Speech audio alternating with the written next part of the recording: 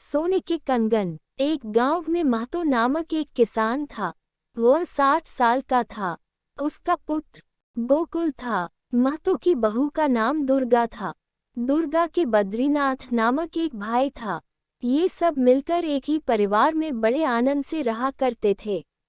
महतो के हाथों में 400-500 रुपये के सोने के कीमती कंगन थे।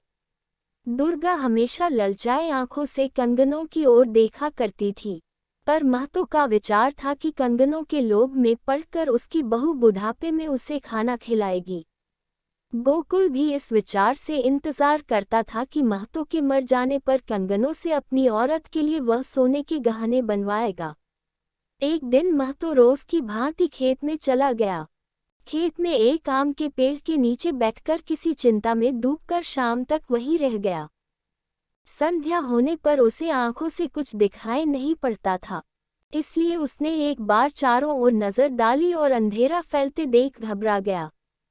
कुछ देर तक वह कुछ न सोच सका। अरे, पास में कोई है। महतो इस विचार से चिल्ला पड़ा कि अगर वहां पर कोई हो तो उसको घर पहुंचा देगा। खेत में थोड़ी दूर पर काम करने वाले बद्रीनाथ ने महतो की पुकार सुनी। उसने सारी हालत जान ली।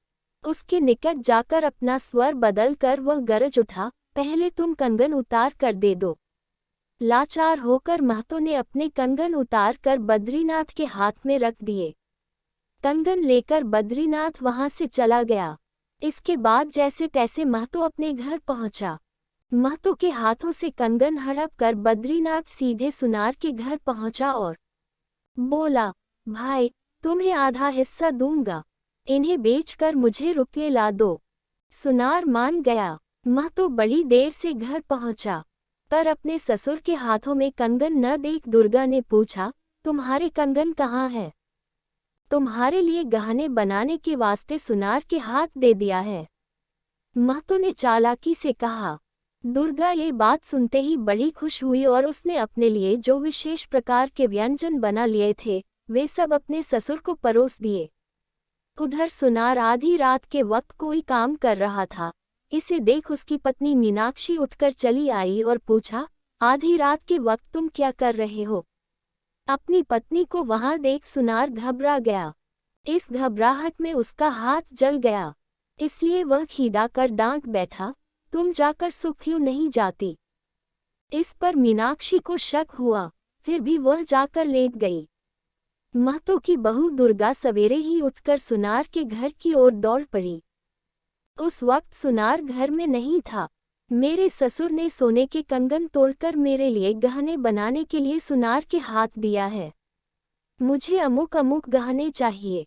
अपने पति के घर लौटने पर बतला दो कि तुरंत मेरे घर आकर मुझसे बात कर ले। यो मीनाक्षी से कहकर दुर्गा घर लौट आई। सुनार के घर लौटते ही मीनाक्षी ने अपने पति को दुर्गा की कही हुई बातें सुनाई। वह पहले आश्चर्य में आ गया, फिर संभल कर अपनी औरत को समझाते हुए बोला, वह माल उनका नहीं है, तुम चुप रह जाओ। दुर्गा ने घर लौटकर सबके सामने यह बात कह दी कि वह सुनार के घर हो आई है। उसकी बातें सुन महतो और बद्रीनाथ भी अचरज में आ गए, मगर दोनों मौन रह गए। इसके बाद मौका देख बद्रीनाथ सुनार के घर गया और कंगनों की बात उठाए, मगर सुनार अव्वल दर्जे का धूर्त था, इसलिए उसने बिगड़ कर कहा, कैसे कंगन? तुमने तो मेरे हाथ कोई कंगन नहीं दिए। चाहे तो अदालत में जाकर शिकायत कर दो। तब तक उसे यह मालूम हो गया कि वे कंगन महतो के ही हैं। ये बात सुनकर बद्रीनाथ चकित रह गया। अपनी करनी पर पछताते हुए वह घर की ओर चल पड़ा।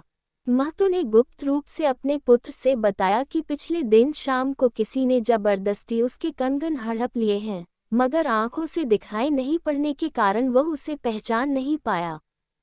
ये बात सुनने के बाद गोकुल ने अपने साले बद्रीनाथ को सुनार के घर जाते देख लिया था। बद्रीनाथ जब सुनार के घर जाकर उससे बातचीत कर रहा था, तब सुनार की पत्नी मीनाक्षी ने किवाड़ की ओट में से उनकी सारी बातचीत सुन ली और असली बात जान ली। इधर कई दिनों से सुनार मीनाक्षी को इस बात के लिए जब तब ताने दिया करता था कि उसके मायके वालों ने मीनाक्षी के लिए कोई गहने बनाकर नहीं दिए हैं। वे ताने सुनकर वह गुस्सा हो जाया करती थी। अब उसके मन में यह विचार पैदा हो गया कि पिछली रात को उसके पति ने जो सोना गलाया था, उसे हड़प कर अपने मायके वालों के हाथ में देकर और उससे गहने बनवा कर ले आए तो वह फिर कभी ताने न देगा। ये सोचकर वह सोना हड़पने की ताक में थी। अपने पति के बाहर जाते ही मीनाक्षी ने सोना उठाकर अपनी नाभि में छिपा लिया। दोपहर को सुनार घर लौटा तो सोना न पाकर अपनी पत्नी पर टूट पड़ा। मीनाक्षी ने कसम खाई कि वह सोने के बारे में कुछ नहीं जानती। सुनार ने बद्रीनाथ को जो धोखा दिया था, उसका बदला लेने के वास्ते बद्रीनाथ आधी रात के वक्त सुनार के घर आया। घर के आंगन में स्थित पेड़ों में से एक के नीचे ताक लगाकर बैठ गया और सुनार का वध करने के लिए मौके का इंतजार करने लगा। गोकुल के मन में इस बात का संदेह पैदा हो गया कि कंगनों की बाबत में सुनार तथा बद्रीनाथ के बीच कोई गुप्त समझौता है। इसलिए वह बद्रीनाथ की हर चाल पर निगरानी रखे हुए था। वह भी बद्रीनाथ के पीछे चला आया और एक झाड़ी के पीछे छिपकर देखता रहा कि बद्रीनाथ क्या करने वाला है। घर में सोना गायब हो जाने से सुनार को संदेह हो गया कि यह सब उसकी पत्नी की ही करत होगी। इसलिए वह सोने का अभिनय करते हुए अपनी औरत पर नजर डाले हुए था। मीनाक्षी ने सोचा कि सोने को अपने पास रखना उचित नहीं है। वह एक लोटे में पानी भरकर घर से बाहर आई और जंगल की ओर चल पड़ी। सोने का अभिनय करने सुनार भी उसके पीछे हो लिया। उन दोनों को घर से बाहर जाते देख बद्रीनाथ की समझ में असली बात न आई। वह भी उनके पीछे चल पड़ा। बद्रीनाथ के पीछे गोकुल भी चुपचाप चला गया। ये चारों व्यक्ति अपने अपने पीछे किसी को आते देख न पाए। मीनाक्षी ने सोचा कि वह अकेली जा रही है। सुनार ने सोचा कि वह अकेले ही अपनी पत्नी का अनुसरण कर रहा है। इसी प्रकार बद्रीनाथ अपने आगे जाने वाले दोनों को जानता था, किंतु अपने पीछे चलने वाले गोकुल की बात उसे मालूम न थी। उन चारों व्यक्तियों को बिल्लियों की भांति दबे पांव एक के पीछे एक को जाते बाहर एक चबूतरे पर लेटकर सोने का नाटक करने वाले व्यक्ति ने देख लिया और गोकुल के पीछे किसी को न देख वह भी दबे पांव चलकर उसका पीछा करने लगा।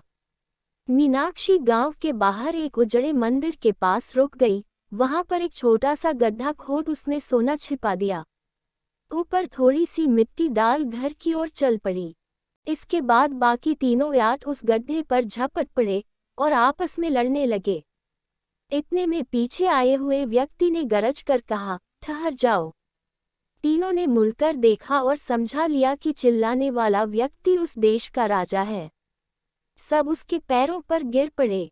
राजा ने उन सब की कहानी सुनी और सोना चुराने के अपराध में बद्रीनाथ को तथा उसमें हाथ बटाने व दगा देने वाले सुनार को दंड दिया।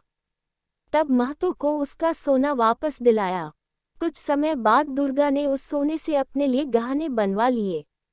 इस प्रकार सोने का नाटक खत्म हुआ। If you like this video, then please like, share and subscribe.